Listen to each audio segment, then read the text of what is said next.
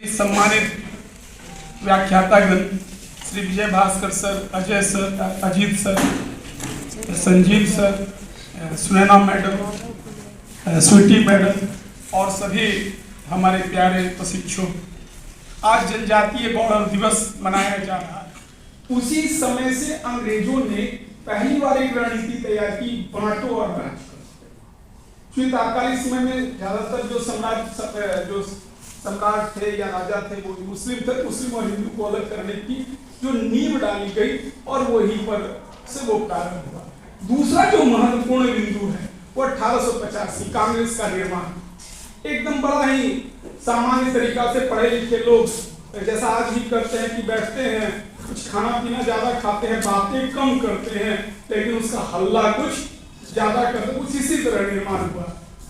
लेकिन जो उसके संस्थापक के ह्यूम के द्वारा कहा गया ये सेफ्टी बल्ब है, यानी कि जब भी ये ज्यादा प्रेशर आ जाएगा, बहुत ज्यादा परेशानी होगी तो ये उस अवसाद से निकालने का काम करेगा। और दूसरा जो महत्वपूर्ण वर्ष है वो है 1905।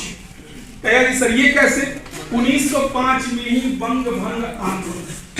और बाद में अगर आपने इतिहास का अच्छा अध्ययन किया है तो आपको देखना पड़ेगा कि जो चीजें उसमें अपनाई, गांधी जी ने बहुत सारी चीजों को अपनाया। गांधी जी महत्वपूर्ण क्यों है? गांधी जी इसलिए महत्वपूर्ण है क्योंकि उन्होंने जनता को इस स्वतंत्रता संग्राम से कहीं न कहीं जोड़ दिया। बहुत मुश्किल से कोई ऐसा गांव बचा होगा जो सीधे सीधे उस गांव का कोई आदमी। और तात्कालिक समय में आप आज समय में जो चाहे इतिहास को जिस रूप में देखना चाहिए, तात्कालिक समय में किसी आदमी से बात कीजिएगा, वो सर्वशक्तिमान अंग्रेज, उसको हटाने की या अलग करने की तो कल्पना ही नहीं की जा सकती। कि धोती पहनने से, खादी पहनने से या बहिष्कार करने से कहीं आजादी मिलने वाली है, लेकिन हमेशा याद रखिए। और दूसरी जो सबसे महत्वपूर्ण है 1947। क्यों महत्वपूर्ण है 1947? क्यों महत्वपूर्ण है? आजादी मिली। अगला मुझे लगता है कि जो परिवर्तन का बिंदु 1985 राजीव गांधी का आगमन और जो चीजें अभी दिखाई पड़ रही है, सभी चीजों का बीज कहीं कहीं उसमें रोपा गया। अब बोलेगा सर ये क्यों है? और दूसरी तरफ एक चीज और मैं बता दूं कि मेरे जीवन में थोड़ी सी विविधता रही है कि मेरा मूल जो घर है वो वैशाली जिला है। मेरा जन्म हुआ आरा, और फिर हमारे पिताजी जो काम करते थे पटना आए, और पटना के बाद फिर धनबाद उनकी बदली हुई। मैंने आदिवासियों का जीवन 1977 बहुत छोटे थे, इसके बावजूद मैंने देखा है वो लीपा पोती, वो सफाई और वो निश्चल भाव। 1875 में क्या स्थिति होगी इसकी उसी से कल्पना कर सकते हैं। 2-3 चीजें उसके क्या रहता था कि एक मट्टी का घर और लाल रंग से उसकी लिपाई पुताई, एक दो मुर्गा उन लोगों का ये रहता था।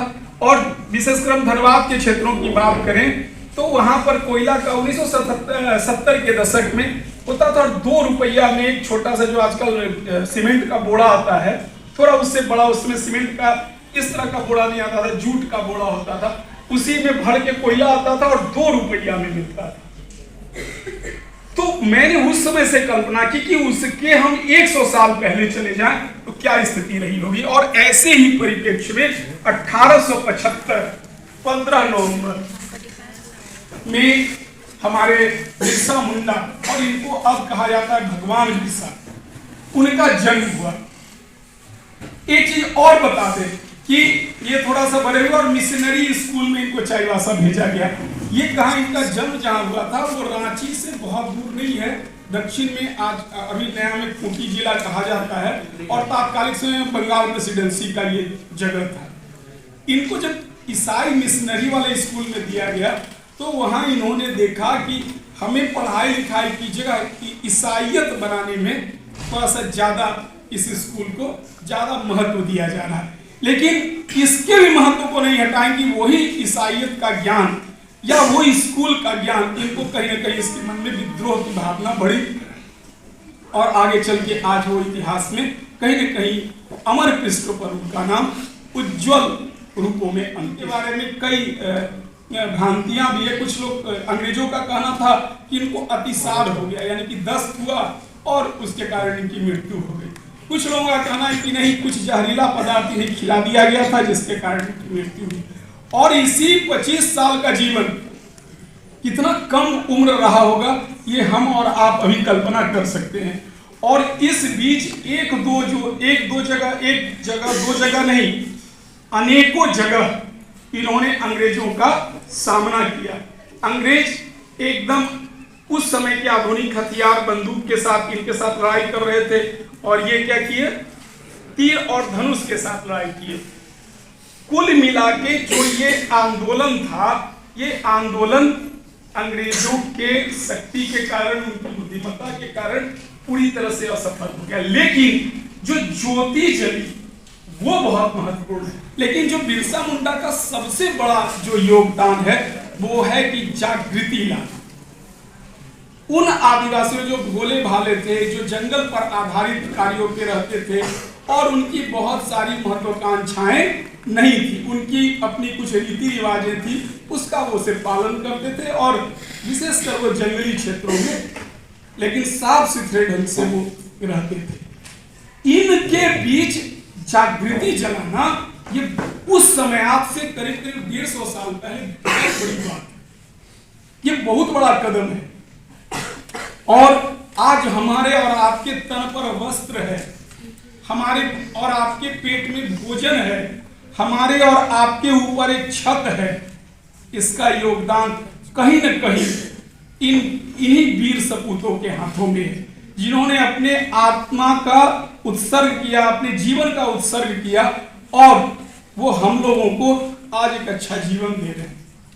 ऐसे महान पुरुष को हम लोग श्रद्धांजलि व्यक्त करते हैं। उनके जीवन पर, उनके जीवन से हम लोग को सीख लेनी चाहिए कि एक अदम्य इच्छा शक्ति हो तो हम कोई एक बड़ा से बड़ा काम कर सकते हैं, समाज में जागृति ला सकते हैं।